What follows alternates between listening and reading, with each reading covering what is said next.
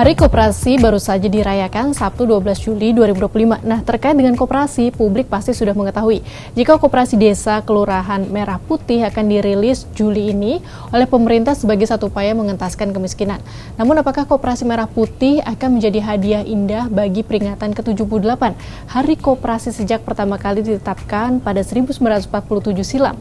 Bagaimana persiapannya jelang peluncuran resmi pekan depan dan mengapa begitu banyak pihak yang meragukan Koperasi Merah Putih ini? Kita bahas ya. Peresmian Koperasi Desa Kelurahan Merah Putih pertama sebenarnya sudah dilakukan beberapa waktu lalu, yaitu di Desa Dawuhan, Banyumas, Jawa Tengah pada Juni 2025. Tak hanya di Jawa, ternyata pemerintah Kabupaten Puncak, Papua, Kamis 10 Juli mengklaim telah meresmikan Koperasi Merah Putih di 206 desa. 206 desa sudah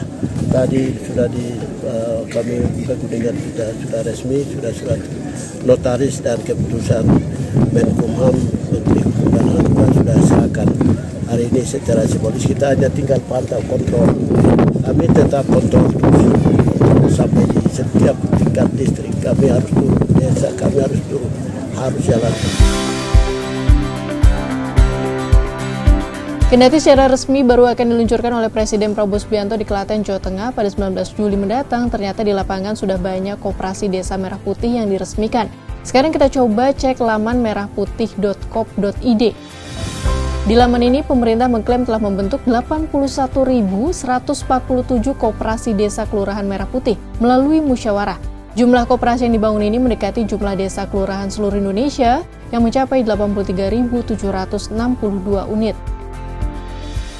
Adapun model pembentukan Koperasi Merah Putih ini tidak mesti melalui pembuatan koperasi baru, namun bisa juga dengan mengembangkan koperasi yang sudah ada dan revitalisasi koperasi. Selanjutnya, bentuk gerai koperasi bisa berupa gerai sembako, apotek desa, unit usaha simpan pinjam, klinik desa, cold storage atau cold chain, logistik, dan gerai kantor koperasi.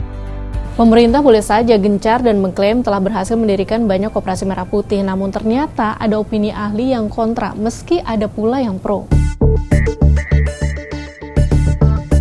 Dosen Fakultas Ekonomi dan Bisnis Universitas Paramadina Aryo DP Irhamna mengapresiasi program Koperasi Merah Putih merupakan langkah besar yang mengafirmasi peran ekonomi rakyat berbasis kolektivitas, gotong royong, dan kemandirian usaha lokal. Langkah ini harus dilihat sebagai titik balik dari pendekatan kebijakan yang selama ini cenderung meminggirkan koperasi dalam arsitektur ekonomi nasional. Namun ia mengingatkan pendirian koperasi harus diikuti dengan dukungan pendampingan dan strategi operasional yang tepat, sebab persiapan operasionalisasi 80.000 koperasi dilakukan hanya dalam waktu kurang dari setahun. Apalagi koperasi-koperasi akan mendapatkan dukungan pembiayaan hingga 3 miliar rupiah. Tanpa pengelolaan dan pemantauan yang tepat, 80.000 unit Koperasi Merah Putih bukan tidak mungkin akan menjadi warisan buruk pertama rezim Presiden Prabowo yang membebani sistem perbankan nasional dan merusak semangat koperasi. Adapun pendapat lebih keras disampaikan CEO Induk Koperasi Usaha Rakyat atau Inkur Federation Suroto. Koperasi Desa Merah Putih ini sudah salah teori, Pak. Sudah salah teori dan tidak punya pengalaman empirikal yang sukses. Artinya empirikal itu pengalaman lapangan ya, maksudnya tidak ada pengalaman atau sejarah sukses koperasi top down ini.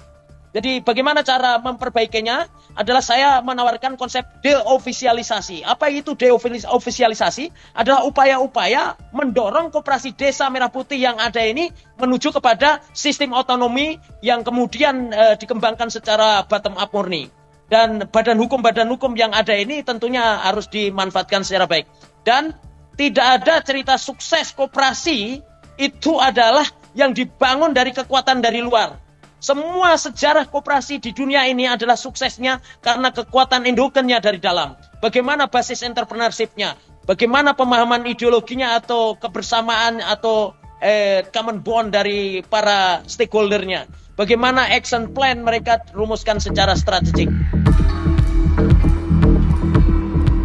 Catatan untuk Koperasi Merah Putih disampaikan juga oleh Wakil Ketua Umum Dewan Koperasi Indonesia Sarjono Amsan di Kompas ID Sabtu 12 Juli. Ia mengingatkan Koperasi Merah Putih untuk fokus pada tujuan membesarkan dan melayani anggota, bukan mendaur ulang penguatan koperasi yang berbasis elit koperasi dan melanggengkan hubungan tuan dengan hamba. Dalam hal ini yang dimaksud dengan tuan adalah para pengelola koperasi sedangkan hamba adalah para anggotanya. Sebab dalam relasi tuan dan hamba tidak ada persaudaraan atau kekeluargaan sebagai asas utama sistem ekonomi Indonesia. Maka pendidikan anggota untuk melahirkan iklim koperasi yang demokrasi dalam hubungan yang setara menjadi prioritas.